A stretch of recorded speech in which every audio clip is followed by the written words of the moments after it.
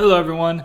I'm going to be showing you how to use Azure App Configuration to configure and also enable dynamic updates in your intelligent applications, specifically the LLMs within them. And the application that I'll be using to demonstrate this is a simple chatbot application that right now is using GPT-4. To get started, let's go over the code that's needed to start pulling configuration from Azure App Configuration. This is the source code for this application, the program.cs file.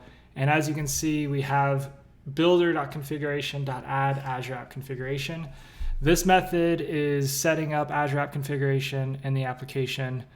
One of the first things we do is create a default Azure credential to authenticate with Azure App Configuration.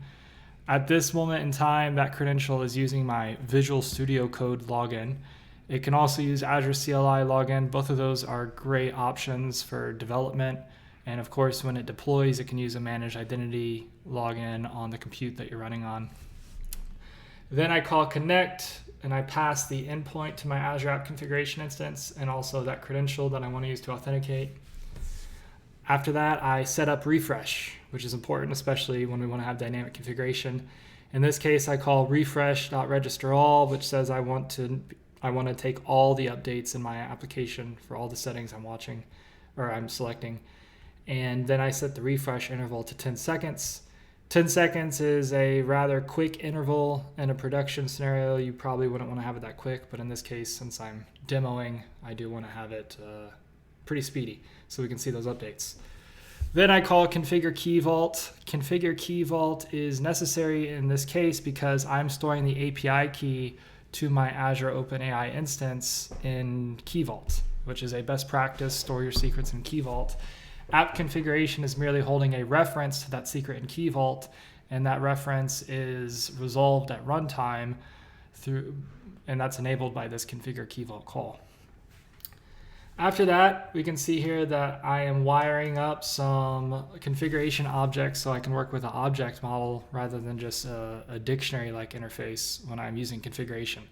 So I've defined two types here, Azure OpenAI connection info and LLM configuration, both being bound from the settings being pulled from Azure App Configuration. So let's go to these type definitions. You can see here that I have Azure OpenAI connection info, which is having an API key and an endpoint, and then LLM configuration, which has a model, temperature, max completion tokens, and messages. Typical configuration for an LLM interaction.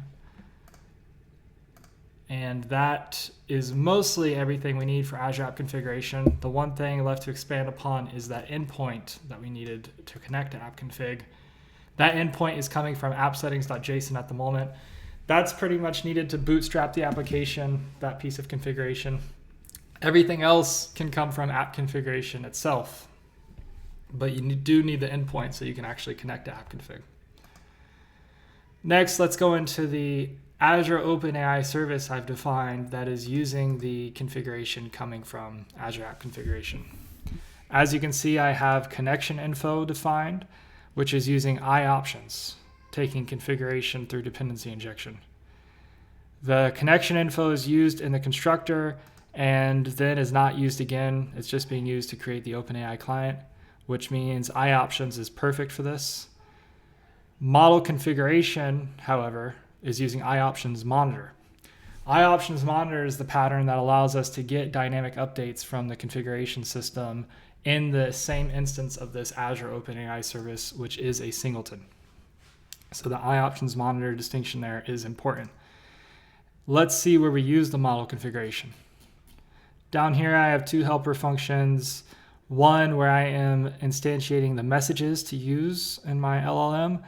And you can see I'm using the model configuration to get the system message. And then down here, we get the completion. We're using the LLM, and you can see I'm using the model configuration to get the model I want to use, as well as the temperature and max completion tokens. All right, let us see then what the settings look like in Azure App Configuration. So when I go into Azure App Configuration, you can see I have three settings here. The first one I'll go over is the endpoint, which is the simplest of them all. we have just a key value where the value is the endpoint of my Azure OpenAI instance. Then I go and let's look at my API key setting. This is a key vault reference. You can see the UI looks a little bit different. Ultimately, it has a URI pointing to the key vault secret that is holding my Azure OpenAI key. Once again, the client side is doing the key vault resolution when it's bootstrapping the configuration. And then finally, I have the configuration for my interaction with the LLM, where I specify the model, the temperature, max completion tokens, and messages. And that completes the configuration for this application.